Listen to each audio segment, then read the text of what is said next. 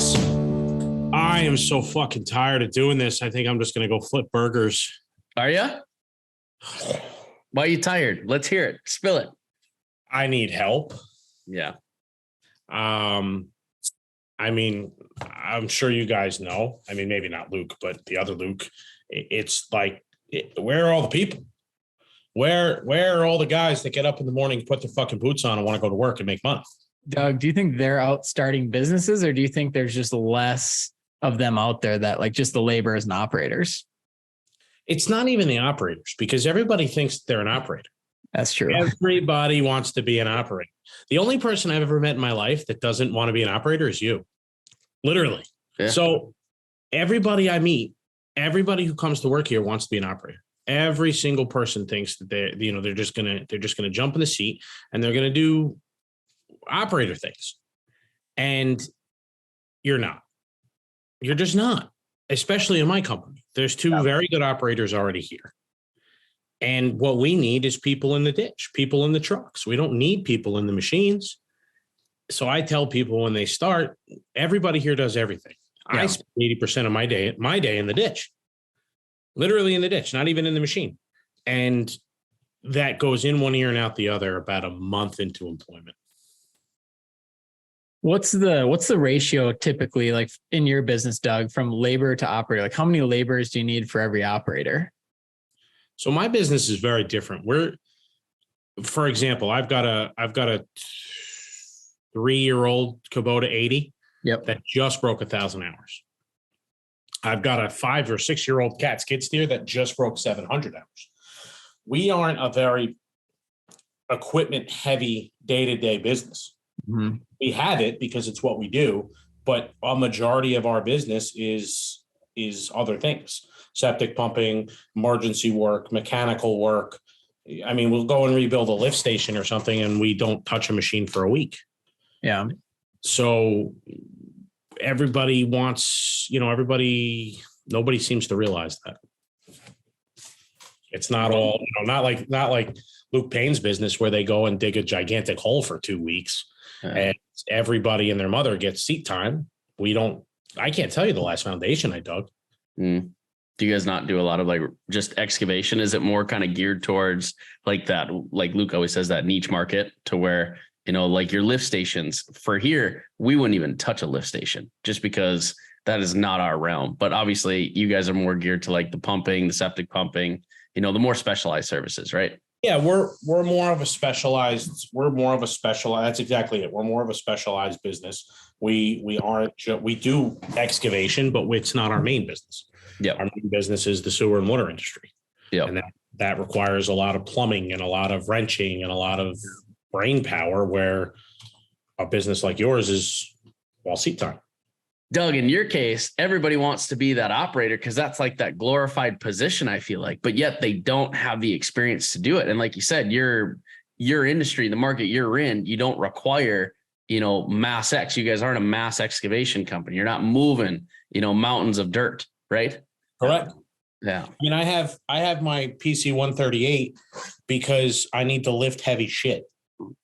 That's literally the only reason why we have it. I need to be able to set concrete septic tanks, big manholes. I need to be able to dig deep for sewer and water, and that's it. Yeah. That's why we have it. Do you guys have, is it like specialized licensing to do a lot of like your plumbing stuff?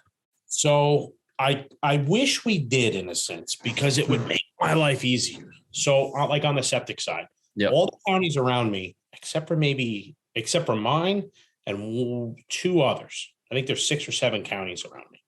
And they all require all the licenses. I mean, you need a license to fart. So the work in those counties is very nice. It's good. It's good work. It's high paying. It's high end clientele. It's good work. When you come into my world, my county or the counties, the other 2 counties I'm talking about, the work is not as nice. It's not as high end. It's not as sought after. Because anybody can do it. Really? And if I go in and a septic system is going to cost me $50,000 to install, if I want $50,000 to install it, there's a wood chuck down the road with a 1985 case backhoe that will put it in for $30,000. The material costs $25,000. Yeah. So he's just trying to make it with 5. Yeah. Like we had huge floods. We had huge amounts of rain. I think we got 7, 8, 9 inches of rain in like 2 hours. Jesus. And it took out a large section of a military base, made a huge mess up there. The town around the military base got decimated. I mean, it's coming back together now, but when it first started, it was bad. It was scary. A woman lost her life. Oh, wow. Terrible. Her dog survived. She passed. It was not a good situation. And we literally spent the entire time on the military base, power washing basements and sweeping roads. Really? Our mini loader. We didn't touch a hoe for a week and a half. We went and looked at a bunch of different work around there, and a couple of the jobs, I'll send you guys the pictures. A couple of the jobs, there was a big washout. All the water from the town basically ended up in these people's yard. It was probably a 5,000 or 6,000 yard washout. It was terrible. Oh, wow. So we give them a price. We give them a do not exceed. They tell us to do it. We start mobilizing equipment, making plans, moving things around, making things happen. The 138, the 80, the skid steer, a dozer, all this stuff was headed there Monday morning. It was Friday afternoon. All this stuff was headed there Friday afternoon or Monday morning. We were going to have 2 low boys moving equipment all day. And the people called on Saturday morning at 8 a.m. and canceled. Nice. Good. Yeah, it was nice. So I go by there later this week. I go by there earlier this week, and there's literally, I tried to take a picture of it, but the guy was standing in the driveway, so I didn't. Literally a 1985 case backhoe sitting in the driveway. Nice. And I was just like, what the fuck? Yeah, somebody will do it cheaper, and they found the guy to do it cheaper. Well, and it's, you want it, and you can do it cheaper, but you want it done now. You want it done in an emergency situation, and you want it done, any way possible. Yeah. That's what we specialize in. That's what we can make work. Yeah. And you're gonna pay for that. Oh, 100%. I mean, would that fall under any type of insurance as well? So it's tough because, believe it or not, flood insurance, which most people, it's almost impossible to get from what I understand. My wife is a realtor, and the amount of times that we've had the flood insurance conversation is unreal. Really? A flood, and I might say this wrong, but you'll get the gist. A flood insurance only covers the structure. It doesn't cover the property around the structure. Really? So if their house got wiped off the foundation, sure, it would be handled. But the $100,000 they're going to have to spend fixing their backyard, fixing their property, not. And we're not even talking about retaining walls and fancy stuff. We're talking about just filling the road, the driveway back in, and making the yard passable again. Yeah. It was a week's worth of work. Yeah. I don't side with them because I hate the people that are the cheap doers, but I can definitely see why they're like, hey, I found somebody to do it cheaper, to where, that's definitely an emergency service. I agree. But then when they're paying out of pocket, they're going to penny pinch the hell out of you. Yeah. Oh, yeah. And that's where it's real difficult, because you want to do the right thing for people, but you also want to meet their expectation and their need. Mm-hmm. So to meet their expectation and their need, sometimes you have to throw everything you have at it. And that's going to cost money. And people don't realize that. They'll tell you, hey, I need this done right away. Oh my God, I need this fixed. Blah, blah, blah, blah, blah. Okay, Mr. Payne, we got you. And then they talk to their neighbor, and their neighbor will come and do it with the case backhoe for half that, but it takes 6 months for them to fix it. Correct. It's apples and oranges. Yeah. It's like bidding two sets of plans. It's just not going to work. Do you find yourself like fixing a lot of that work too? Like coming back and fixing it, or?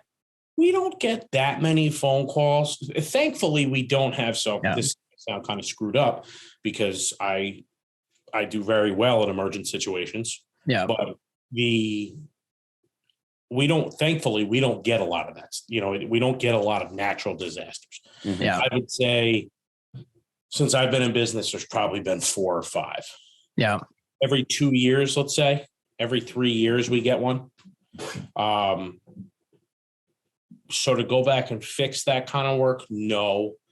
But what we have been getting is a lot of people trying to do sewer and water. Yeah. And screwing it up pretty bad. Yeah.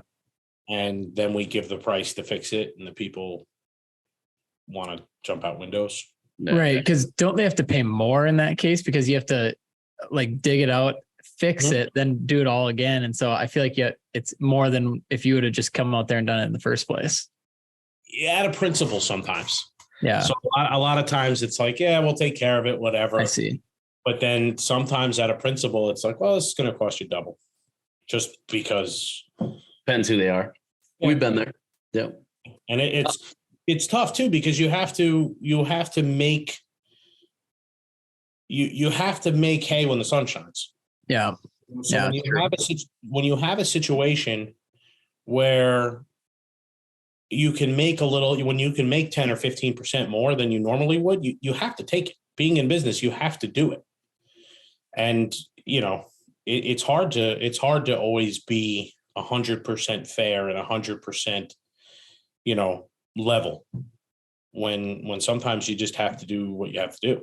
And sometimes the situation calls for it.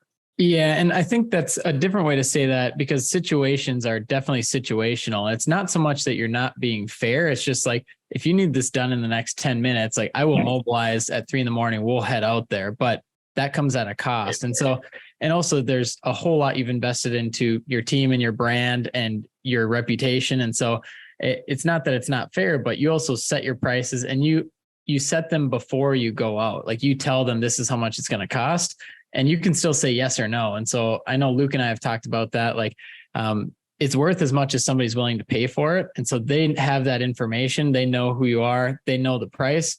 They say yes, and somebody will do it for half. Like that's on them essentially. Yeah. And we've gotten very involved with our lawyer over the last 12 months, contracts and negotiation tactics and things like that. And a bulletproof contract is really just a nice thing. Okay. So I'm going to stop you there, because I think, Luke, that's something we haven't talked a whole lot about. Contracts. Spit some facts here. Like, what are some negotiating tactics? What are you doing to this contract that makes it bulletproof? Like what discussions have you had with your lawyer? I'll send you guys the contract so you can look at it. But basically what he's explained to me, and he's a lot smarter than I am, but what he's my lawyer's a pretty sharp guy. Hopefully he listens to this and I get a discount. Anyway, you have to send it to him. I've sent him the last one and he probably didn't listen. Basically the negotiation tactic is that there is no negotiation. What the contract says is what's expected.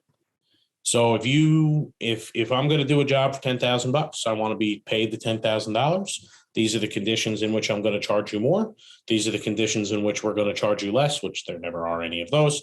And then so on and so forth. So the first thing that I learned from him was there is no negotiation. Yeah. They sign it or we move on. Because at the point where litigation happens, you have to be protected. Do you, for your jobs, what's your process like? Do you get half up front, 33%, or like, how does that work? Because I know I was just listening to Trent Harris's podcast, and they're more on the residential side, and they're kind of talking about how they go out and they don't take any money up front until the project is done. And he said they've gotten lucky so far. And I don't know if that was just me, but I was just like, oh, it's going to hit him so hard. And so we were just on the phone yesterday. And so obviously I listened to the podcast and talked to him, and we were just talking through some of those strategies. So I'm just curious, like, how do you do it? And like, how do you get paid? Well, it depends. Like if I was coming to work at your house, like there would clearly be no issue, even if I didn't know you. So I'm a pretty good judge of character. Sure. If I have any inkling that you're going to be a problem, chances are I'm not going to work for you, period. But if I do decide to work for you, you're going to sign my contract, and then you're going to give me half up front. 90% of my clients, I take money when we're done. I see. Just like a check? Just take a check. Smaller residential projects, I'd say under 15 grand, where I'm in and out in a day or two. I won't take any money up front, especially if I know you. Anything over 15 grand, I'm going to go to the contract. Yeah. then you're going to give me half up front. I'm Luke, opposite. I was going to say, Luke, what are your thoughts on that? Any residential project, I don't care what it is. I don't care if I know you. I don't care if I don't know you. I'm taking half, right? And then I'm going back to the contract as well, just because our area is weird. People will be your best friend, and then after you're done, they'll fucking block your number and ghost you. So I don't trust anybody until I have a signed check in my hand, right? So I'm always half up front. With obviously the commercial side, you can't do that. With like home builders, you can't do that. But that's where if somebody fucks you, you nix them, never work for them again. That's your tuition paid, basically, tuition learned. So I had a customer I don't even know if I told you about this, Luke. I had a customer, we did a sewer line for him. He called on a Friday afternoon. We got there. It was a referral from a very trusted plumber that we work for, a very good friend of mine. And we got there at, I don't know, 11 o'clock in the morning, afternoon, whatever. And we worked till 8:30 at night working on the sewer. It was at a restaurant in a town right down the road from my house. And this guy's a real piece of shit. Long story short, we get the restaurant back up and running. We barely got any sewage on the floor where all the product was. Like the cleanup was minimal. We brought a pump truck in and we drilled a hole in the clean out cap with the pump truck, and we were pumping the water through a 1/2-inch hole with the clean out. And the entire building was back. It took hours, but we didn't want any sewage on the floor. So that's something that we do too. Like we're a little bit different. We're in terms of excavators, like that we think about things like that, the mechanical end of it. So we spent hours. We got them up and running. Things went great. Paid me with a credit card. 3 weeks later. Oh no. I think I told you about this. Called Amex and told them that they didn't get the services. We sent all the pictures, the signed invoice, because I didn't do a contract with him because he came referred. And we actually, I wasn't doing contracts up until that point, but that's another story. So long story short, we sent in all the information to Amex, and Amex said, go scratch. Our client keeps his money. So I'm out $14,000. Because he called him and said, yeah, they didn't provide the service. Yep. Nice. Yep. Nice. So all the pictures, did you take your pump truck and pump it all over his fucking floor? I would love to. That's what I would have done. So he's a golf pro, and I hope he hears this. He's a golf pro lives in his parents' house too. Nice. Yeah, 40-year-old man, big shot. Continue. What? I said continue. Yeah. So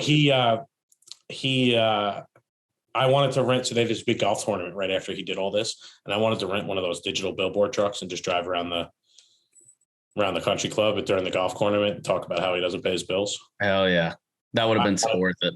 I wanted to do it so bad. But see, Doug, that's what I love about you. I feel like, and Luke, you too. I feel like you guys have to have that edge to you when you're a business owner, because like you can be the person everybody likes, you can do all that shit, but when push comes to shove, like you have to like have that respect, or like you have to get paid on time, or there's certain things where you can't be a pushover. So, I would say absolutely. There's repercussions with any business. So why would you not have them within your own? It's consequences. Yes. There's consequences all through your life. If you drink and drive, if you finish your drink and you go get in your truck and you wreck it, the consequences of drinking and driving are you wrecking your truck. Correct.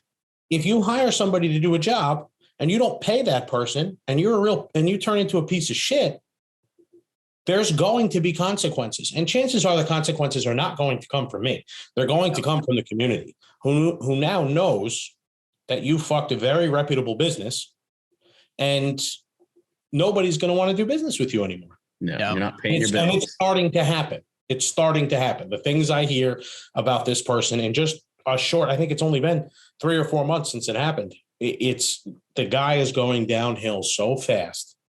Good. It's unreal. And I don't even have to say a word. I can just sit back. So Doug, I kind of want to dive into that a little bit, because that is actually one of my only situations I've had legally with somebody is a very similar situation where I paid you. Why do we have to talk about this right now? no, it's not you, trust me. And but my thing, and I was talking to some of my coaches, and Doug even thought about reaching out to you on this, and this is a year ago, but essentially, like, there comes a point where is it even worth fighting, like, legally? If it's like X amount, if it's 10K and the person has 100 people he owes 15K to, charities, all this shit. Like, I think that's kind of the advice I got. It's like, Luke, I would send a demand letter, but at the end of the day, it's not worth your time. Go out and make 10 times that in the next month and, like, forget about it. So I feel like just you guys, like Luke said before, it's a tuition payment. Yeah, I took it as that. And the funny thing is, we had a signed contract, and what somebody told me is, like, you can fight it, but you're just going to be stuck in court with this guy, and it's, like, not going to be ideal. You're going to be brought down, and then sure, maybe you might make it out, make a few $1,000 after everything's said and done, but is that worth it? I would much rather lose the money and get shit talking rights for the rest of my life. I would much rather, like, see that guy in the grocery store and be like, hey, dickhead, remember that time you didn't pay your bills? I do. Hey, guys, this is so-and-so. This is what he did. And that's the kind of thing, to me, that's worth more than money. Now, that being said, there's plenty of people out there that think that I've done them wrong. Mm-hmm. They do things like that. And then I've told you guys about the guy who had a billboard in his yard. Oh, was that in the other podcast? Yeah, I told you about that guy. Mm-hmm.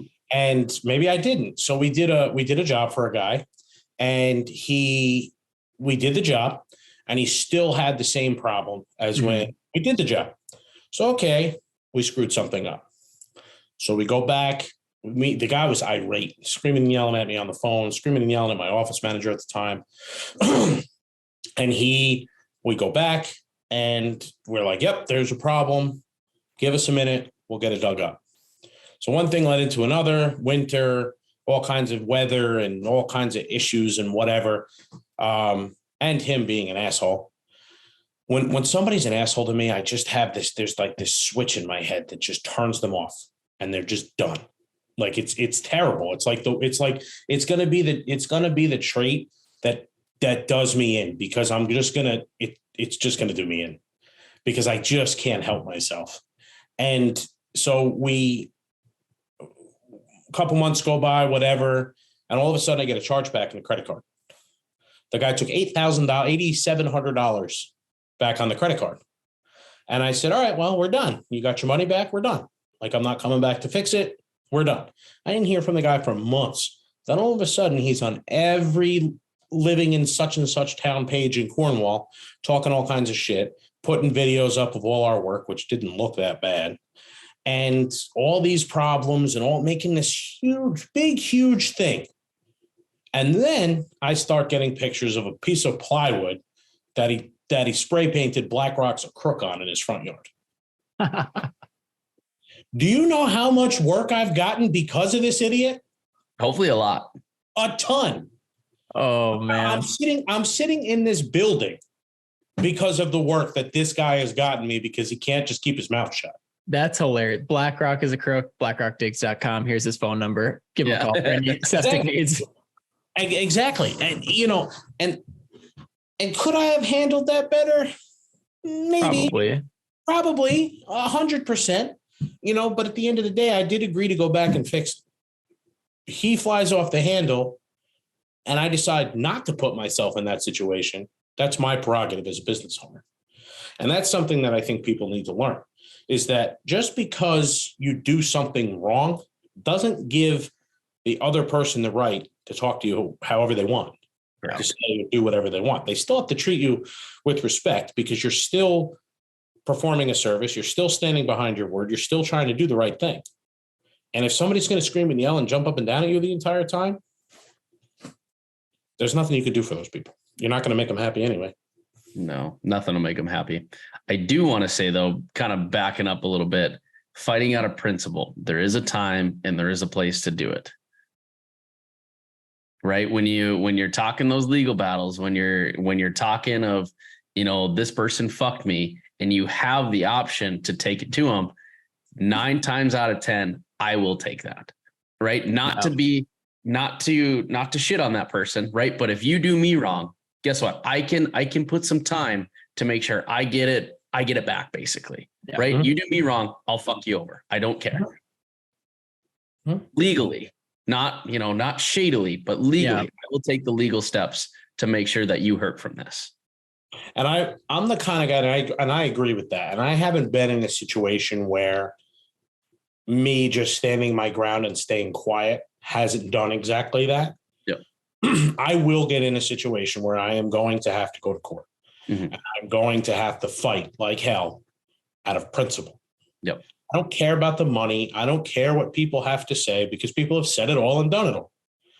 But out of principle, I will. I will have to fight one day. Yep. Just because, and it's coming.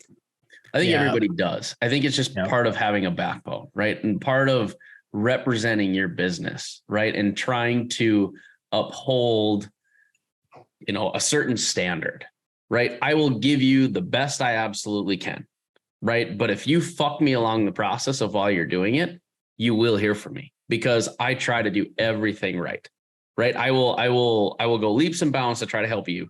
And if the problem still occurs, sure, I'll refund you. But if it's opposite to where you fuck me, okay, game on, buddy. And I'm petty. Especially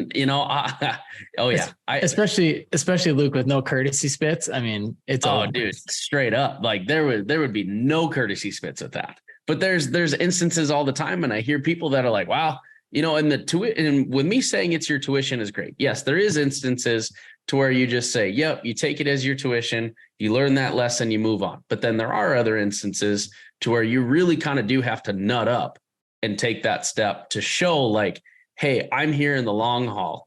I'm going to make it known that I am right in the situation and you're not. And the way of doing that is the legal process, or the way of doing it, is actually taking action on that person. Because Doug, as a business owner, Luke, as a business owner, you cannot be stepped on. Yeah. Right. Because that will create a reputation for you. So to that point, yes, I agree 100%.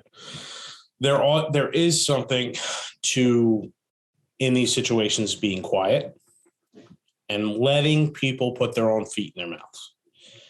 People are smart. 99.9% of the American public are very, very, very smart. And they will see right through some jerk off's bad review on Google. Correct. If they go 100 miles an hour about the color of the sky on the day that you did them wrong, nobody's paying attention to it.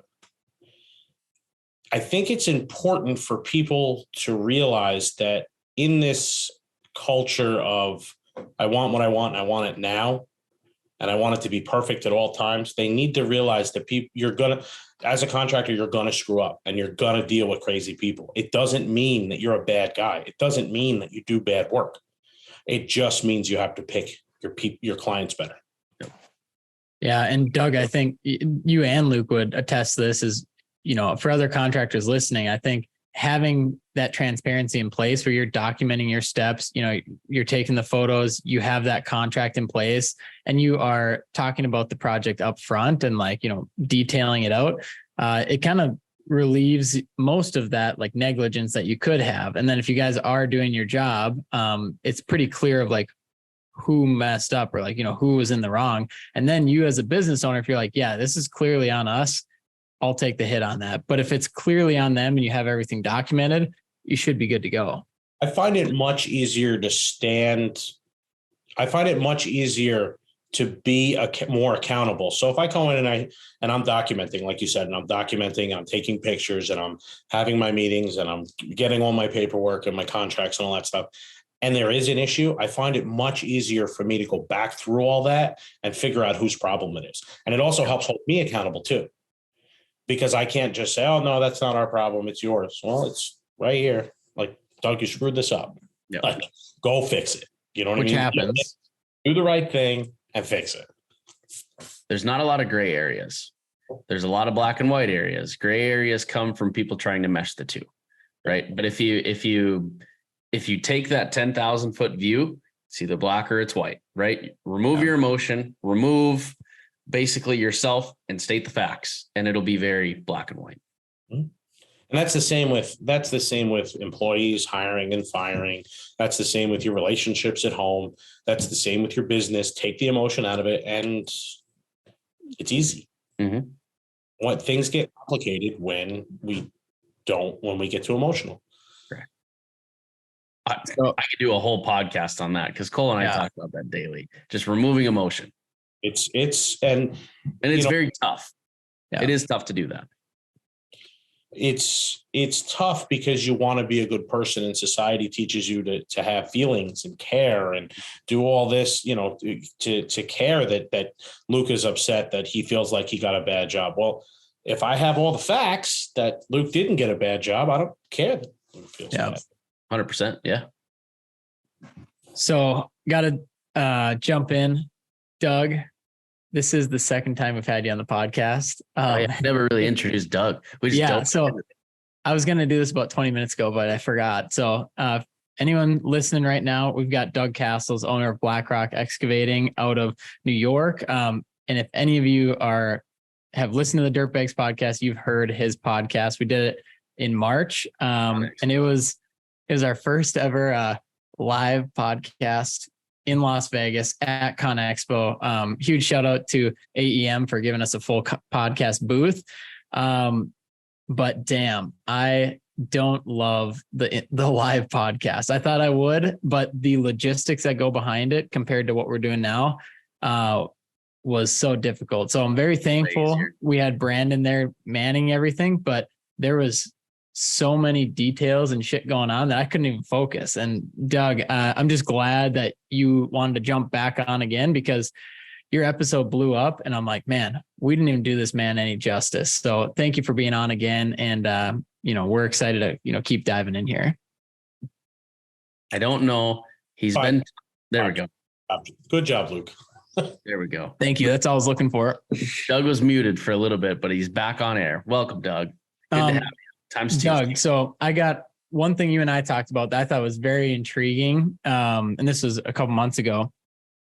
So, and you mentioned it earlier, you're sitting in a building right now. So I am very curious how, and I know a lot of other people are, you purchased a building, you purchased a shop. How has that process been? What have you gone through? Any advice? And then Luke, I'm curious to hear your thoughts because you may have a different situation.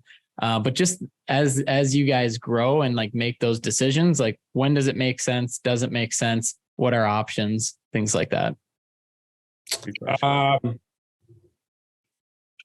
It was emotional. It's, if anybody listened to the last podcast, I was, the king of fucking up. And I never in a million years thought that I'd be sitting in a 6,000 square foot building on 6.5 acres with my name on the side. Yeah. I mean, I always had the dream. I always had the ambition and the drive, but I didn't think that I'd ever have the credibility or the clout or whatever the word is to say, yeah, I'm going to buy that building and you're going to sell it to me. And this is, for the record, that's not how the conversation went at all. It was more like, hey, can I buy your building, please? Hey there. Hi, my name's Doug, and I'm here to sell some buy your building. It was interesting. So we started looking at the building in April or May of 2022 last year. We wanted to close right away. Typical 4 month closing. Yeah. Asked the town. So there was an excavation company here before me. And a tank lining business. So what they did was they dug up old gas tanks, cleaned them out, lined them with fiberglass, buried them again. Nothing was ever done on site. So, but we asked the town for permission to be here because, you have to get a CO or whatever if you're going to transfer ownership or whatever. And the town was like, no. So basically I had to pick up a battle with the zoning board without going into too much detail. I had to pick up a battle with the zoning board that the previous owner was trying to fight. And basically is this business allowed to operate on this property? Long story short, after I want to say it was 4 or 5 months of back and forth with the zoning board and lawyers and a lot of emotion and what ifs and whatnot, we finally got approval to do so. So now that whole process took 5 or 6 months and, $30,000 or whatever it was. And we had to now close on a building. So I went to the owner and I was like, can't close yet. So can we maybe push this off? And he was like, yeah, I guess so. So we rented the building for 6 months from the owner. And then finally we're able to close in June. We had to come up with a sizable amount of money for a down payment, plus the rent, plus renovations, plus moving, plus getting used to a business in a different location. I ran my business out of my house for years. Yeah. Now I'm 20 minutes from my house and everything's here and nothing's there and it's all confusing. So there was a lot of emotion. There was a lot of long days. I think last week was probably the first Sunday that I'd had off in 6 months. Nice. At some point I'm always here. I don't have an office in my house. That's why I'm here. The internet's better here too. But it's a big step and it's an exciting step, but it's been an emotional, mental roller coaster for sure. Definitely. It's a big purchase, right? It's massive because that's, establishing your home base basically. Yeah. And you don't want to do it twice. That's one that you realistically only want to do once. I'm going to do it again and it's going to be 3 times as big, but no, soon. Yeah. When you're scaling allows for that. Right. But if you look at the present and where you're at, right, that is your home base for that present time. And obviously you're going to build towards, more and bigger, better, that type of thing. But yeah. Yeah. So Doug, are you going to get the dirtbags flag to hang on the flagpole outside, or what are you thinking? Send you one. So I want to put a flagpole up. I don't know where to put it. I don't know. I don't know. Sure, Luke, send me one. All right, sweet. Maybe just picture my face on the flag. I'd fly that. We don't have a flagpole, but I'd fly it. It'll be in the same box as my Western hat that was supposed to come 6 months ago. I think BlackRock stuff was supposed to come as well. I'm still waiting on that box. I did send it to Luke Egelbrot and he's got it. So you can get it from him. See, he even doubts it. He doubts it. I don't think so, Doug. I think we're both playing that string right now. It's probably on your box. You're waiting on mine. It's probably a good thing we're not live right now because I'd have to stand in the middle of this. I actually went to the closet right after we talked to put that whole box together for you and had no hats, no t-shirts, nothing. Same. Luke, I got him at the embroiders right now. Luke, you're going to get Doug's t-shirt that he's wearing right now. Hey, I'd take it. Doug, I'll give you mine. Mine's a XL. So is mine. All right, perfect. I'll send it to you tonight. I'll send you a picture. Probably actually not tonight because I won't. Got a medium in there. Do you have Luke Payne? Do you have a shop or do you How do you? We rent. So out of Fargo, we've got an office that we rent, and then we rent. I think it's 8,000 square feet. So where we're at, land is so expensive, and then building is even more expensive. So we can get pretty good rental rates on 2-3 year leases. And right now I would rather do that than front out a bunch of cash towards a building that's going to house the equipment instead of, our equipment plant. I want the equipment to where I already have something to house it in, if that makes sense. I would rather put it towards the equipment than to house the equipment. I could care less about my shop. I could care less about my office. I get my shit done and then that's it. Well, that's how we were operating for a long time. So we rented multiple offices over the years. And then everything was in my backyard. I had a 30 by 40 pole barn that we ran the business out of, and it worked. But then we started to grow and we started to scale, and more things needed to be inside. Yeah. Said we're not really an equipment heavy business per se. A lot of the equipment that we use daily are trucks, septic trucks, tankers. We have the big Kenworth service truck now with a crane. I think we have 3 service trucks now. So all that stuff needs to stay inside and stay dry and not full of snow and all of that, because that takes so much time. Just clean snow off trucks takes a ridiculous amount of time every single time it snows. I can't even imagine on a service truck. That would be pretty painful. Well, you end up with everything in the back covered in snow, and you're trying to dig it, taking everything. It's just, it doesn't work. No. I was going to build a bigger pole barn at my house and do a couple of things there. And then I live on a private dirt road that I can't get a lowboy or anything into. And as I grow and as we get bigger, I'm going to need those things. And it was just, I was presented with this opportunity and just took it. It's just time to do it. Yeah.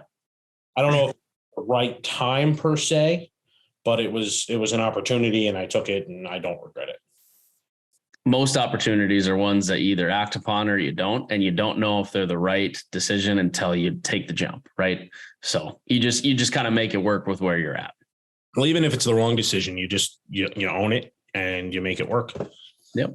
And you move on. But again, it goes back to accountability, and that's yeah. I think that's the nature of the business too. I mean, you got to take some of these chances and take some of these, I guess you could call them risks, but it's to find that path that you're, going down. And so if you didn't do anything to like stretch that in your whole business career, like you wouldn't get to where you're at now, both you and Luke. And so, yeah, it's just like, right now it feels a certain way, but in 5 years, when we look back, not saying it's going to be perfect, not saying it's going to be terrible, but you're going to be somewhere in the middle. You're going to be able to learn from that decision, good or bad.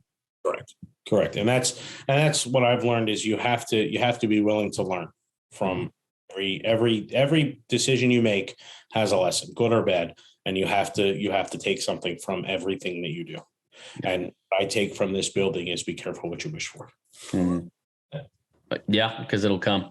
I don't want to cut anybody off, but Luke, I've got two kind of good topics that we were talking about pre-podcast, right? Doug, you had mentioned you're looking for people.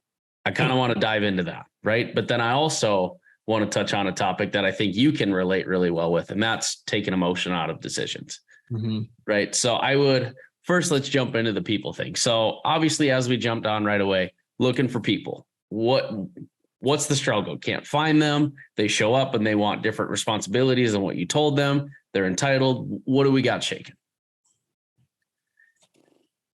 So I have an accountability problem with the people around me. I think I do a pretty good job of being accountable and doing the right thing and doing my best to make the right moves.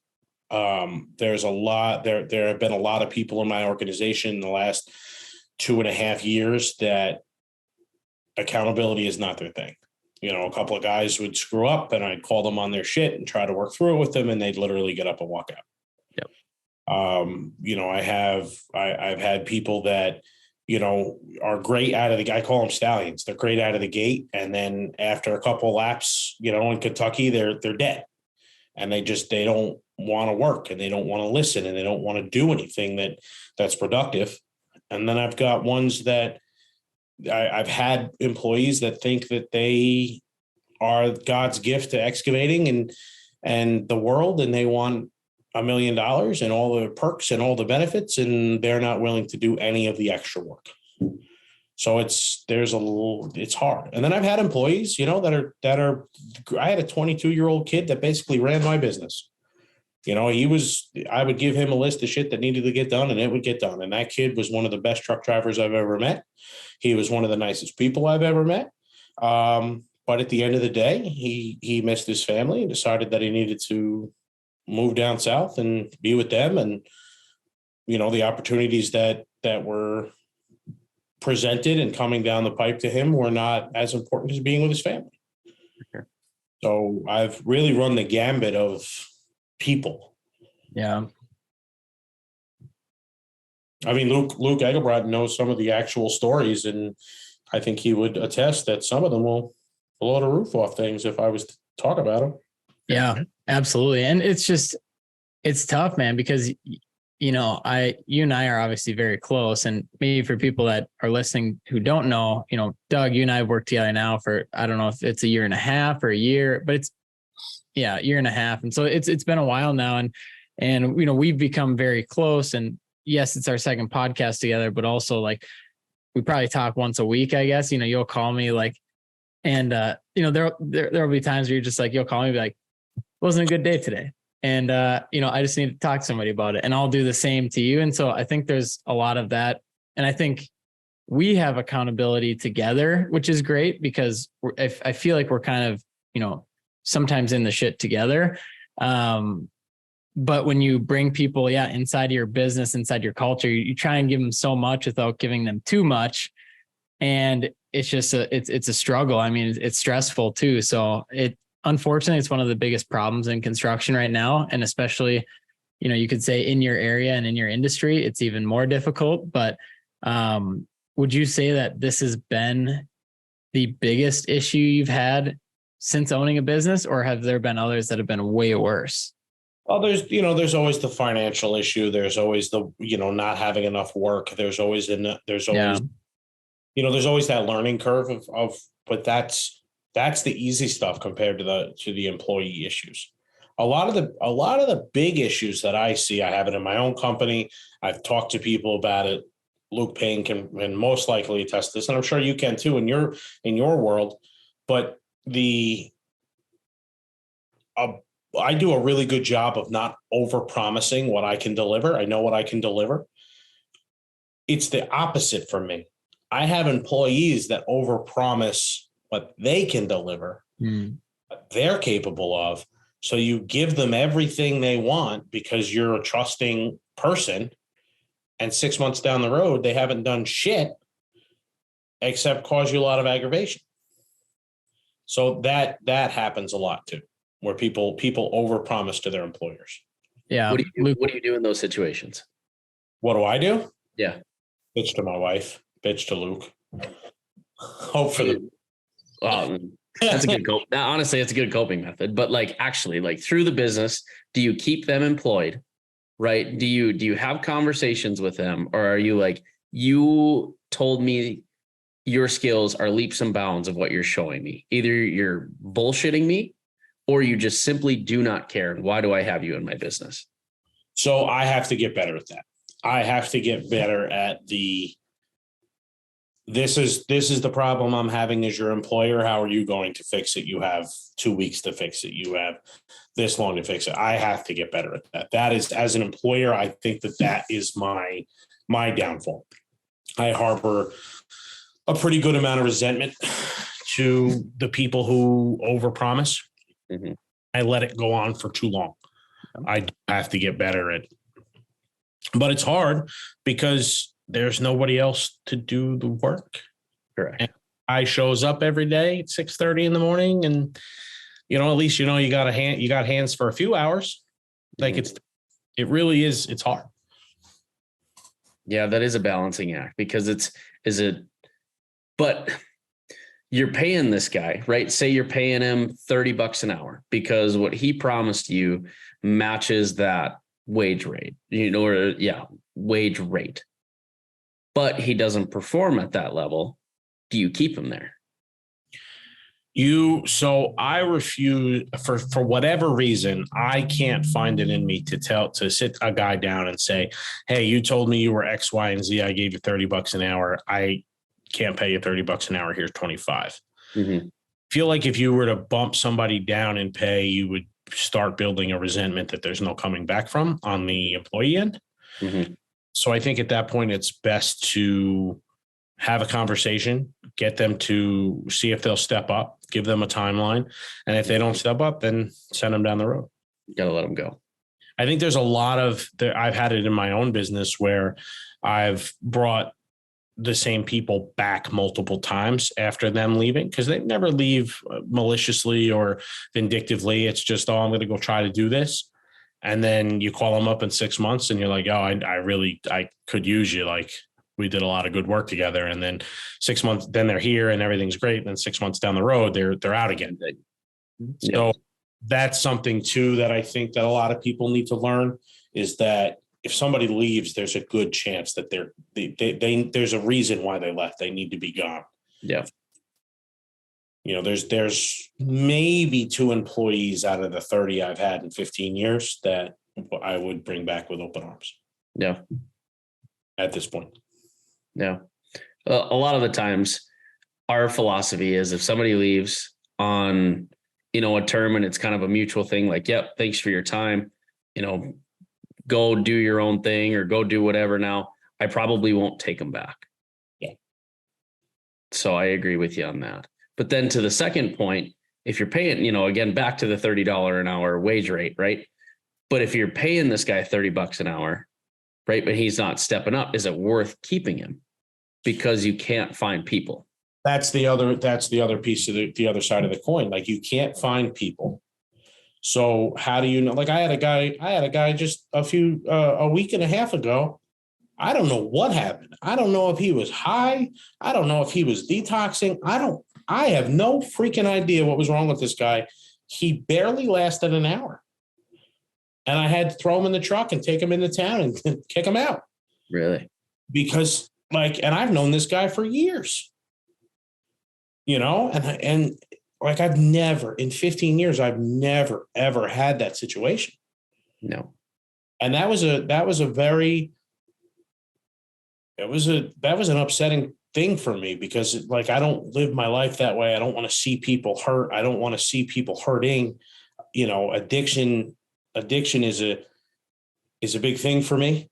I feel for people who are addicted, and I've never had to deal with it on that level. I've dealt with it, in my family and whatnot, but I've never dealt with it on that level where it comes out of nowhere and you have to make a split-second decision for the betterment of your company, for the stability of your company. Yeah. And you really have to take somebody who needs you the most and tell them you're done. Yeah. And that was hard. That would be tough. But again, going back to our second point, removing emotion out of things. Exactly. Right. How do you, that's what you do. You remove the emotion and you get through it. But, later that night when you're sitting there eating dinner and you're thinking about your day and you're talking to your wife about it, and that stuff comes back up, you can't, it's hard. You have to remove your emotion in the moment. In the moment, you can't do it after. Can't. You have to process all that stuff, or you just become a robot. And then at that point, what's the point in doing what we're trying to do? Trying to make a better place, trying to provide service, trying to build great things if we're not human. Yeah. Is the solution just to like have a bunch of kids and have them work for you, kind of like Durbin? Just said this to my mother today. I called her up. She's another one. Like, I'll call her up and be like, what motherfuckers? I can't fuck it. That's it. It's all for sale. I'm going to go flip burgers at Five Guys. Fuck this. I'm out. And she knows that, like, she'll just listen, like, okay, you're done. You're done. And I said to her, Mom, I can see why guys in my business have 47 kids from 7 different wives, because they need the workers. Look at Dervin. Like, that dude, that's the type of business. He does the same kind of work we do. We do a little bit more commercial industrial, but he does the same kind of work we do. We have the same exact equipment, all different brands, but the same exact equipment, the same exact shop, the same exact standard, if you will, the same exact branding. Like, it's the same companies, but he has no workforce problems because he's got 47 kids. They all look the same. You don't know which one's which, but they all work at Pump This Septic or whatever he calls himself today. And for anyone that doesn't know Durbin, Luke, we just did a podcast episode with him, which was electric. It was actually very cool. We dove into that. So obviously Durbin's listening, we dive into workforce with Durbin and like how cool it is that his kids actually want to work. And, but yeah, it's like, we're kind of joking about it, kind of not, but it's like, what a great opportunity for the kids, but also like they have to earn it as well. And so it seems like they're hungry for it. And then you look at it from the business owner side and you're like, dang, these are some great employees that can also kind of, do the dishes at home and stuff. So it's like, I get to tell them what to do on and off the field type thing. It's like the coaches there, the dad being the coach. But I guarantee you, if you got down into the brass tacks of it with Durbin, he'd say my kids drive me nuts because I'm sure they get away with things that a normal employee wouldn't get away with. I'm sure. I'm gonna stop over here at Charlie's house and do this on my way back through. I'll be back in 20 minutes. No. Okay. Your mom will beat my ass if I don't say yes. Yeah. I'm sure there's a lot of frustration with that too. But I bet there's different respect levels as well, right? For not like take it in like a son standpoint. My dad asked me to do this. I need to make sure it's done right for his business because of that relationship piece. And you've grown up in it. You know how hard your dad's worked. You know what it's taken. You know how many times your dad had to get up at 3:00 in the morning in 2 feet of snow to go pump Mrs. Smith's septic system. And she didn't even have any money to pay him. And dad didn't even have money to put shoes on her feet. Like that's the kind of thing that isn't taught. It's bred. It's what we're missing. It's observed. It's leadership. Yeah. I bet you walk into Dervin's shop and the place is spotless. I'll bet you every part of Dervin's life is spotless, and it's because it's been observed. Mm-hmm. Every single person who works for him knows how Dervin wants, and that's how it used to be here. I used to tell all the time that I had a SEAL team working for me. They all respected me. They all were my friends. They all were my buddies, and they knew exactly how Doug wanted it, and that's how it got done. Now, the other day I went to go to a job to dig, and I had to dig up the top of the septic tank, and I have a regular cab pickup that I drive that has tools in it, full set of tools, and I could do anything I need to do. I go to dig up the septic tank, and there's no shovel in the back of the truck. Well, where's the shovel? Using your hands? I didn't take it out. Each truck has color-coded tools. Guess where I found the blue shovel? In the red truck. You know what I mean? And there was 4 shovels in the back of the other service truck. Well, why did that happen? Because people don't care. People just throw things where they need to go just so they can get home, so they can be done, because they don't want to put in the extra work. There needs to be a standard set, and there needs to be kind of what we talked about earlier, repercussions, and basically repercussions if you don't follow those standards. Because I don't think there's a lot of people that do that anymore, because there's different factors here. Hear me out. Like we had just talked about, people are scared about losing their people, so they are a little bit more lenient on them. Do we agree? Yep. Yes. And with people having more leniency, they get away with a lot more, to where that standard is not upheld. Correct. I'm living it now. Yeah. I think a lot of people are living it now. I think there's a lot of people that are scared to lose their workforce because they know they are very hard to replace, and they just kind of put up with them. I don't want to say put up with them, put up with that mentality as like in the meantime type. I'd agree with that 100%. That's exactly, I've got good people working for me on all avenues of my business, but that's exactly what I'm dealing with. If the people that I had working for me 2 years ago saw the people that were working for me now, they'd fire them. Okay, let me ask you, what changed? The 2 years, short time frame. What changed in those 2 years? Me. Okay. What about you? Is it your process? Is it your... It has nothing to do with business. Well, it does, but let me start with this. I started working out. I started taking care of myself. I started almost demanding that the people around me start taking care of themselves. I raised that standard from hard to harder. I bought a building. We grew the business to the point where it's at now. We've doubled the revenue every year for the last 4 years. So almost doubled it. So I push harder and harder and get better and better every day.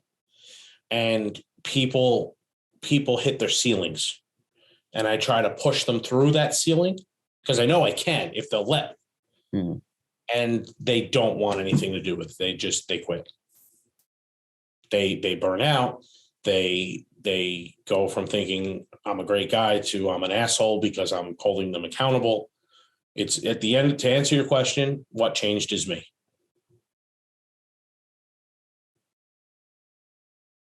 Yeah, I like this, right? Hear me out on this one. Is it your job to improve their lives? I struggle with this every single day. No, it's not my job. But why am I doing what I'm doing if the people with me don't have good lives? I'm not talking like, lives at home, right? I'm talking like you said, working out, trying to improve their lives. I do think as an employer should give the opportunities for improvement. I don't think it is their responsibility to hold them accountable to the improvement with their lives, right? I do think it is their responsibility to hold them accountable through actions at work, but outside of work, I can't control you. I don't own you. I'll give you what you let me give you. Open up to me, talk to me, whatever you got to tell me. You want to work out? Okay. How can we make that happen for you? Right. But is it your responsibility to make that person do those? No, but I think that we, as strong men, as leaders, I think that we do have a responsibility to do our best to make, whether it's at work or home or wherever, to make people around us better, especially men. Mm-hmm. Whole problem with what we're dealing with now is that we don't have strong men. I forgot the statistic, but most households between a certain age range were raised by divorced women. It's not our responsibility to improve people's lives, but it is our responsibility to try to guide people to do the right thing. Mm-hmm. And I think that regardless of employees or personal, it doesn't matter. I think we have to live a certain life and lead by example. Mm-hmm. And we have to try to bring people with us, because if we don't, the strong American male is going to disappear. Mm-hmm. When it does, we're going to be in big trouble. I agree. I fully agree with you. But going back to the point of business has changed in the last 2 years, right? Do you think you've spent more time worrying about how they can improve their lives instead of upholding that standard within the business? That's a good question. Because I understand what you're saying. You want to give your people the best life possible. I 100% agree with that. But where is the line that people have to draw where it's business versus pleasure, right? This is my business. This is what needs to happen. If you continue to show results and you continue to show I'm a part of this business, I want to help this business grow, right? Compared to I want you to grow as a person. If I help you grow as a person, this is going to help my business type thing, right? Where's that line? I don't think there's an actual line for that. I think that each person has a limit. And I think it's important for people to know their limits. Mm-hmm. And that's something that a lot of people don't know. So like the kid who was working for me, the young kid who moved down south, he would work 8 days a week, 24 hours a day, if I said jump. Mm-hmm. And as an employer, I would push that envelope, because I will work 8 days a week, 24 hours a day. Yep. I expect, if he tells me, hey, I want to do that too, then okay, buddy. And every time the phone rings, you're coming. But what was happening was he was getting burnt out. Mm-hmm. And he didn't know his limits, and he didn't have the communicative skills to say to me, hey man, I need some time. Yeah. By the time it came time for him to take some time, he was packing his shit and moving south. Mm-hmm. So it's a two-way street. There's a very fine line, and each person has a different limit. Yeah. And I feel like the limits are getting smaller and smaller as people's feelings get more and more involved. Mm-hmm. It's tough, man. Yeah. It is tough. No. And obviously this isn't me trying to interrogate you. I'm trying to play the devil's advocate, because I feel like a lot of people have this problem, but they don't have the understanding as to why they have this problem, right? Because you see a lot of people put out there, like, we're a people-based company. We want our people to have the best life possible. We're buying their gym memberships. We're paying for their healthcare. We're paying for their chiro appointments, but it's like, where and again, like you said, there isn't a line, but where is it to where like I, as the business owner, have to understand that my business comes first? I think, okay, so I don't know that I understood what you were saying before, but I do now. So over the last 2 years or so, I think I burned myself out on the employee side. I can't talk about the details here, but it's when I tell you that I think it goes into expectations and then role responsibility is in my opinion, from what I've seen, and I'll bring my business into it. I feel like I have to have a detailed job description for when I hire somebody, and that is their job, right? That is the job that they are applying for. That is the job that they are getting hired for. Instead of, hey, you have this set of skills, come and join us, and then throwing whatever we can at their plate, right? That would bring that burnout to where I'm not blaming anybody, but I know I'm guilty of this to where I do not have that clear defined role for when I do take people on. Everybody says we're looking for great people. Okay, great. There's a lot of great people out there, but I'm looking for great people with this set of skills for this job. And I feel like maybe that would help with some of the hiring burden is more detail. So I'd agree with that. I never had a problem in the last 2 years. I never had a problem with people not doing their jobs, being extra. Everybody did that. What I had a problem with was the personal side of things. Yep. Somebody was already making more money than I'd ever paid anybody ever, and money was always an issue. Yep. You tell him that he needed to buy certain things for his time here, and he never had any money. But he also wouldn't come to me and say, hey, I need a little bit of a hand. Can you take care of this for me? Sure. Whatever you need. So there's a lot of, there was some of that. A lot of what was happening was accountability. Somebody would screw up. I'd say, hey, you screwed up. There's how you screwed up. This is your punishment, or this is your reprimand. And they would say, well, fuck you, I'm out. Yeah. So I don't know that there's anything I could have done differently. I don't know that there's anything the company did. I think these are personal issues. Yeah. Or character defects or flaws that these people are always going to have. And they always seem to come out, for me, they always seem to come out in 6 months and a year and a half. If I can get somebody past that 6 month, the next hurdle I have with them is between a year and a half. And I don't know why. Are they more complex hurdles? Is it kind of like the 6 month is kind of like the honeymoon stage in a relationship, to where they're giving you everything they possibly can, and then after that 6 months, they feel, oh, I need a raise. Oh, I've done this for the company, I deserve more. That plays into entitlement 100%. But I know, again, you're not the only one that have seen that. I've seen that as well, to where people even before that 6 month, they think that they're owed more than they really are. What do you do in that situation? If I'm working for you and it's been 6 months and I'm okay, and they come to you and say, hey, I need, you're paying me $25 an hour. I've been here 6 months. I want 30.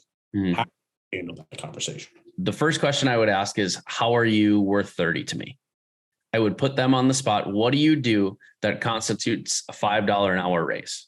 What can you offer me more to help the business make that up? And if they can't answer it, to me, they're not worth it, right? Or they are worth it, right? Everybody's worth it, right? Let's clip that. Yeah, clip that one. But you are not worth that $5 raise if you cannot show me the value that you're bringing with it. In my opinion. Again, it goes back to accountability. You hold the person accountable for their actions, for their thoughts, and make them, you hold them accountable. So I think that there's a big, and I don't know about you, Luke Egelbraten, but do you run into that too, where in your business people, and you're 99% remote, if I'm not mistaken. So you don't see your people every day. You don't have that microscope over them. So when somebody comes to you and says, "Hey, I need X, Y, and Z," how do you have that conversation? What kind of metrics do you use to gauge that $5 an hour raise or whatever? Yeah. And for complete transparency to everyone listening, we just hired our first full-time employee about a month and a half ago. And, we've always had full-time contractors on. So I would just contract them. And how I figured that pricing, I would take a look and say $30 an hour sound good. And that would kind of just fluctuate their hours based on that. So I have that, flexibility or that privilege to do that, which is it's a totally different conversation, of course, than construction, because you need them there full time. So digital marketing in the world is like the world of contracting. Like everyone's used to, yep, I contract with 5 other agencies. And so we bring them into our systems, and then we, bring them our consistent clients. And so when I hired, Josie, I basically took a look at what she was getting from other final interviews that she was having from other agencies that were in person and, kind of just your lame, boring agencies. And I just went a little bit under that because I knew that I was giving her full remote working. She's been with me almost 3 years. So I was giving her, not physical ownership of the company, but basically ownership to run it as she wants. And just that path to, let's start you out here at a good salary. And she's not 26 yet. So I got to save a little bit on health insurance and that benefits package. And so I took that into account as well. But we also have that growth pattern together. We are matching our 401ks together because I'm an employee of Phaser now as well. We're an S Corp. So essentially we are, and for complete transparency, we actually get paid the exact same. So I can take extra distributions to make more, but I pay myself the exact same as Josie, who's my director of operations, who is essentially replacing me as the internal boss. So I think our financial goals line up very similarly, because it's like, hey, if we can hit 7 figures, this year, let's pay you more, or, let's bring on the next employee and pay them more. And so I think that's how we've done it. That's what's helped. One other thing that I haven't told her yet, but I don't think she listens to the Dirtbag, so I can say it. She works remote. So what I did is I sent her a ton of Phaser gear. So sent her that. What I'm also going to do starting next month, she doesn't know it, she's been crushing it. I'm going to have a coffee shop card for her, basically a prepaid credit card that every single month I put money on there so she can go get out of her house and work wherever she wants at a coffee shop. So just random shit like that as like benefits. Equipment and coming to work for you because I could go on vacation and earn a living. I mean, Doug, we'd take you anytime. Couldn't handle me. No, I know. But yeah, I mean, I like talking about that, but especially like for everyone listening, like it's just a totally different industry, totally different market. And I could put out, like on LinkedIn, I could put out a job posting and it'll max out in 3 hours. Like we'll have the max amount of applicants. And so it's totally different. We can work with anyone in the world and they don't have to get up off their couch. And so construction, like Luke and I are still trying to figure out like, how can we like help this industry, like attract more people? And it's kind of that never ending problem, but there are people that are doing a much better job than some. And so we're trying to learn from them as well, Do you think that there's something about the big, so for a while I had no problem hiring people when I was small. I'm still small. I'm on the big side of small now. So, and I'm getting ready to go into the next layer, if you will.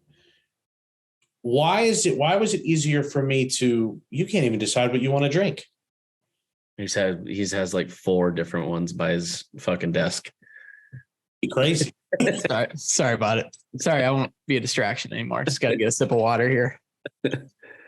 So when I was smaller, it was much easier for me to find people. Now that I'm moving into medium size or small, large, or however you want to say it, it's harder. Why do you think that is? Why do you think it's so difficult for me to find it? Is it because I demand the big company productivity and personnel, but can't offer the same packages that the big companies can? Because I lose a lot to unions.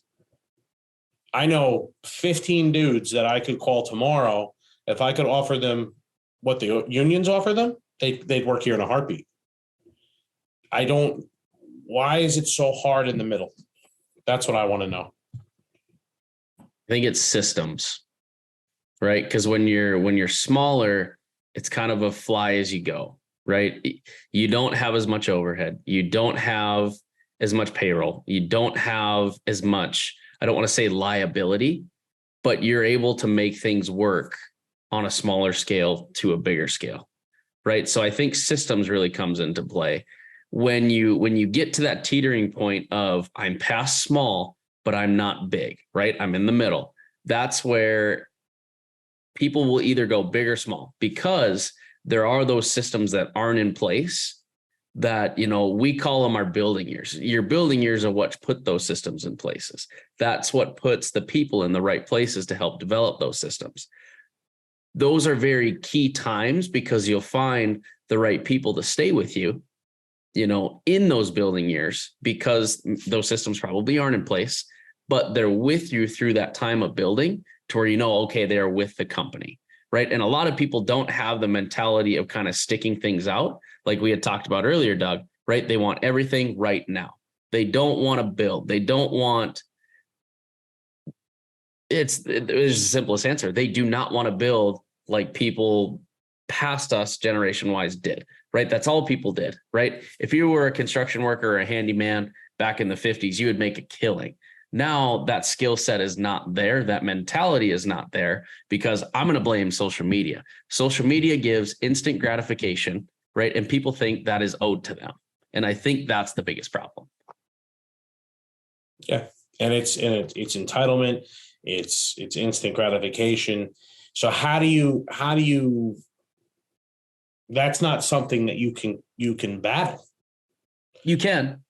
I think you can, but you have to have a rock solid picture to paint, right? You, as the leader, taking it back into the leader position, you have to show when you're in, we'll call it when you're in the shit, when you're in the middle, right? You have to paint the picture to your employees. Here's where we at. It is not going to be perfect. There's going to be fuck ups. There's going to be bad days. There's going to be good days, right? But if we continue on and we continue to show up every day, here's where we can be. So to answer your question about what the difference is between Doug 2 years ago and Doug now. Yeah. I stopped doing that. You didn't paint your picture, or you quit painting your picture. Very well. I painted it like a fucking Picasso 2 years ago. And I got my people and things started moving forward, and I stopped painting that picture. So those people all left for whatever reasons. And now the people that I have now, they've never had that picture painted. So they don't know what the expectation or the standard is. Mm-hmm. Well, there we go. The kid, you're a genius. Somebody give him a cake. The kid who worked for me, the kid who just left, the young kid that was amazing. He didn't want to come work here. He came for an interview because a mutual friend of ours told him to. Two mutual friends told him to. He pulled into my shop at my house. I was away. He met with my foreman at the time and was like, I don't fucking work here. And what got him was when I told him that one day we'll be putting sewer lines down my 9W. Mm-hmm. And he's still in 9W is like a big highway. And there's no sewer lines in 9W, but we'll put them there. He'll says that to me to this day. He'll say that to me. And that's what I stopped doing. I stopped holding the standard. I stopped painting the picture, and I stopped being that guy that wouldn't take shit, wouldn't take anything less than the standard. Yeah, because that picture was gone. Because I got complacent. Mm-hmm. I feel a lot of business owners do, and that is what kills. I feel like those middle-sized businesses that want to take that next step, right? They're very immersed with growth, and they almost need to.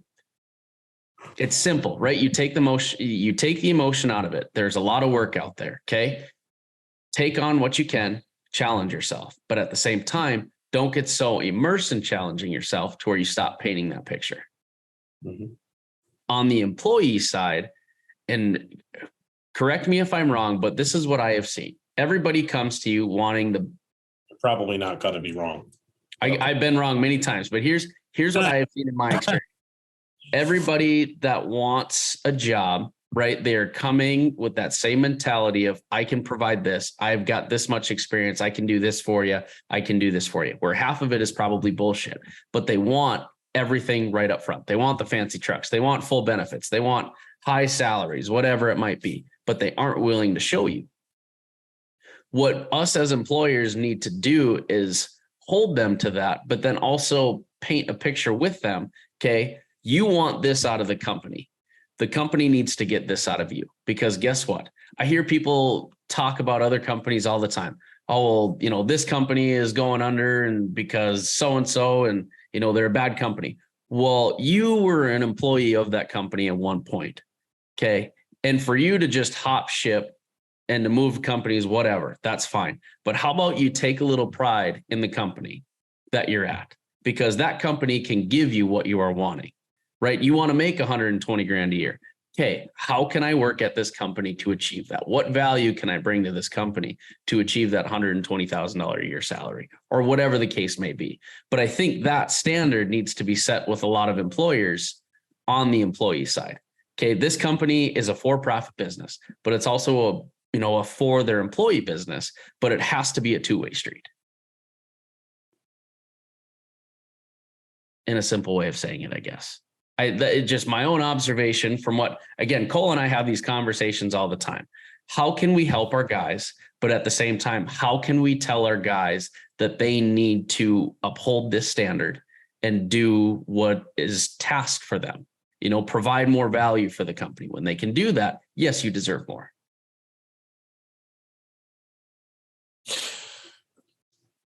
And that, ladies and gentlemen, is the Dirtbags Podcast. Everybody have a good night. Luke Payne. Let's go, dude.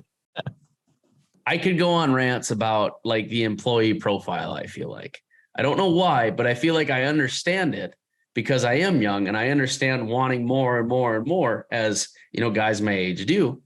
But I don't think there's a realization from a lot of them, like, hey, I'm in control of this. If I take pride in what I do and I really show the company that I'm worth it, the company will take care of me. And again, it goes into painting that picture. Well, and that's the kind of picture that I used to flat out say, hey, you got 150 grand a year? Cool. Let's do it. Let's do it. I'll pay you whatever the hell you want. I don't care. As long as the company's making money and the bills are paid and I'm making money and I whatever. Yeah, absolutely. I spend it all. Mm-hmm. I mean, I could, but a lot easier to spend than make. Well, that's my point. Like, I have no problem. You tell me, hey, that kid came to me and said, hey, Doug, if he came to me and said, hey, Doug, I really want to buy a house next year. I need to make $110,000 to be able to buy a house because we live in New York and it's bullshit. But, how do I get there? Well, okay, guy, this is how you get there. X, Y, Z. You do this, I'll give you whatever you want. But that conversation needs to be two-sided, because I'm not a mind reader. I don't know what you're thinking. If you're my employee and you've got an issue or you have a need, your job is to dig the holes and put the pipe in it. My job is to put so much work on your plate that you never have to worry about a paycheck.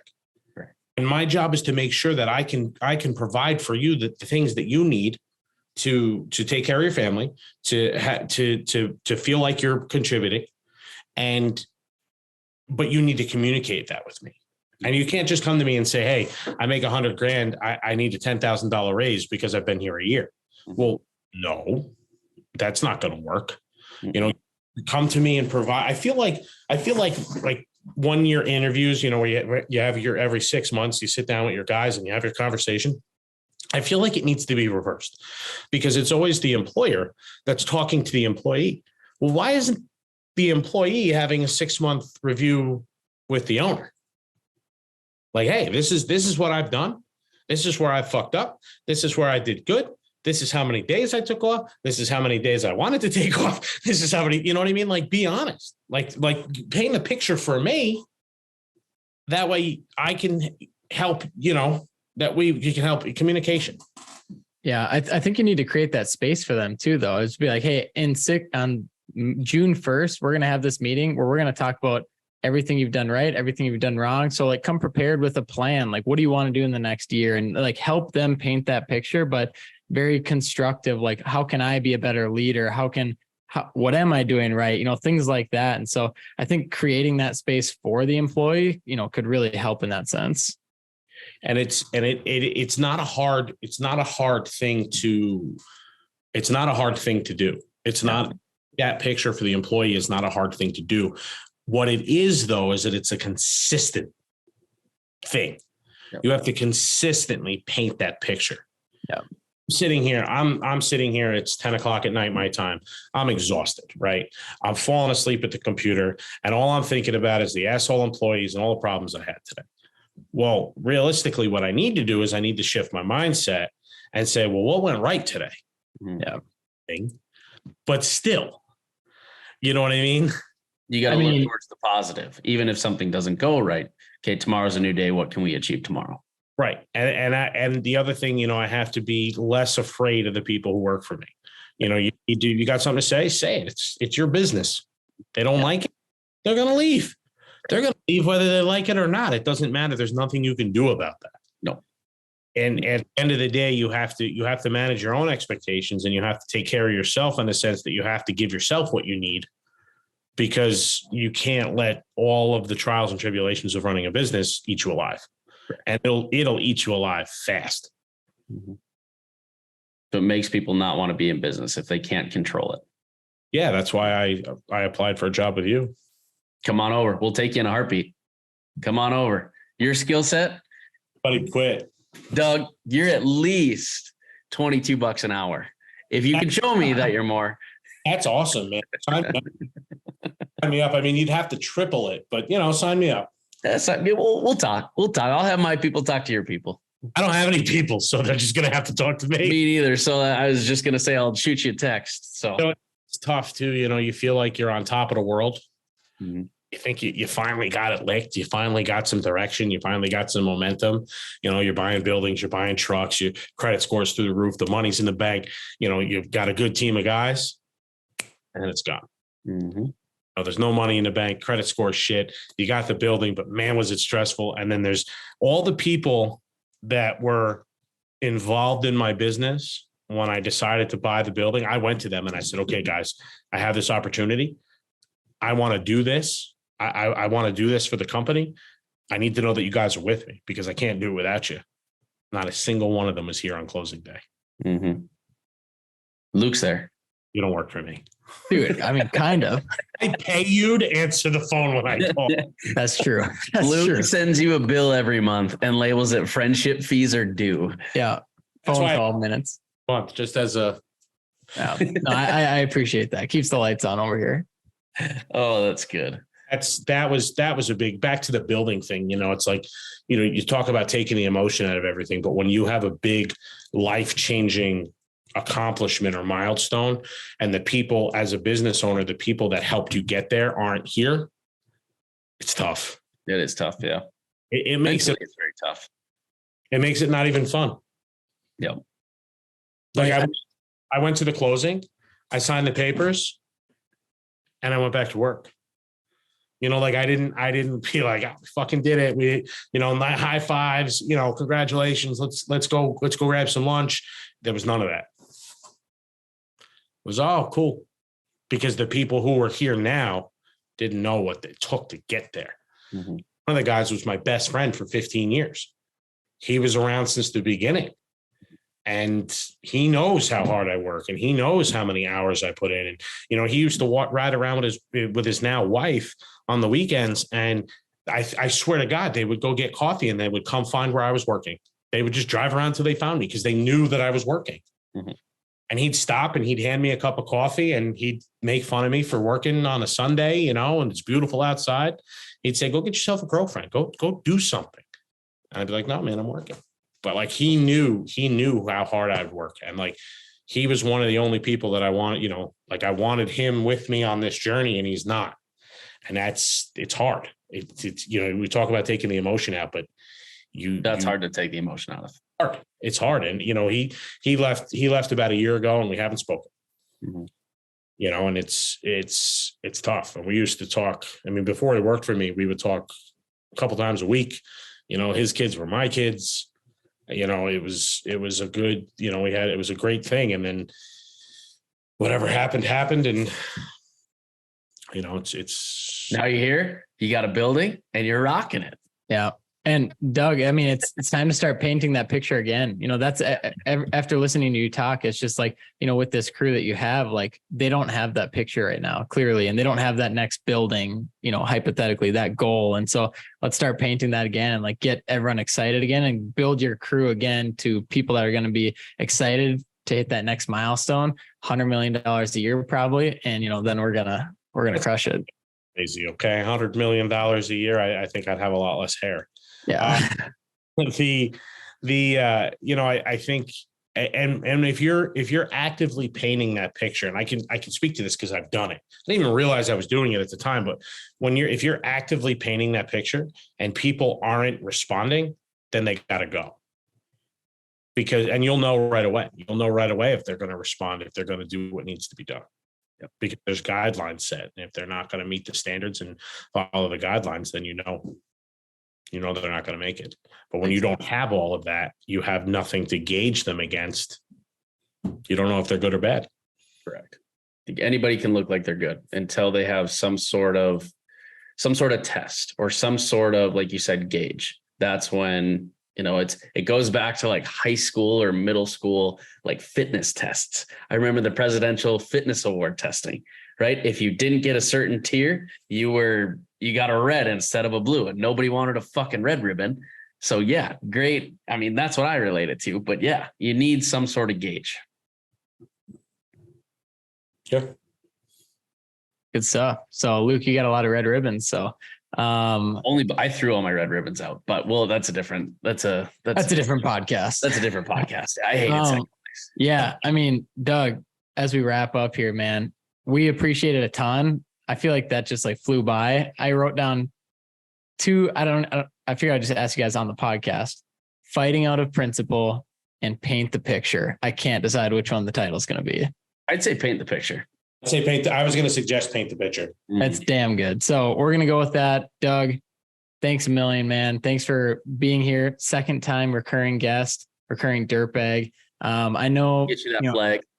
Yeah, get you the flag. I know everyone that listens is going to be like excited to follow the whole journey of you, like on Instagram, through everything, and just to see like where you end up in next year, in 2 years, in 5 years, and just like continue documenting that journey. So I think this is just like a huge piece of this whole puzzle that you've been going through, and like very exciting. Like we just appreciate, you being open and honest, and Luke, I mean, you crushed it too with like how deep you dove into that. Like we talk about not being surface level on this podcast. Like, damn. I think Ryan's in his ear telling him what to say. Yeah, Riley's actually right over here because she hears all my frustrations. But no, I mean, from talking with Doug, I think everybody kind of goes through the same thing. And again, if you simplify it and you really take that step back of that 10,000 foot view, it's easy to see, right? There's no black and whites, or it's black and white, not gray. That might be a good podcast name too. 10,000 foot view. Yeah. Yeah, I think paint the picture is. I like paint the picture, but I do think there could be a conversation of really understanding how to look, from that 10,000 feet. In full disclosure, I haven't been looking at that 10,000 foot view. I've been looking at that, what's right here. Yeah, and it's kicking my ass. Mm-hmm. And so I think I need an attitude adjustment. Altitude and attitude. Problem is never the problem. The is never. It's always with leadership. Yep. It's never because people don't want to disappoint. The problem is always with leadership, and when you have a leader, the problem's with leadership. Absolutely. I'm going to go to bed now, guys. Dude, what a podcast. Podcast, boys. Doug, thank you.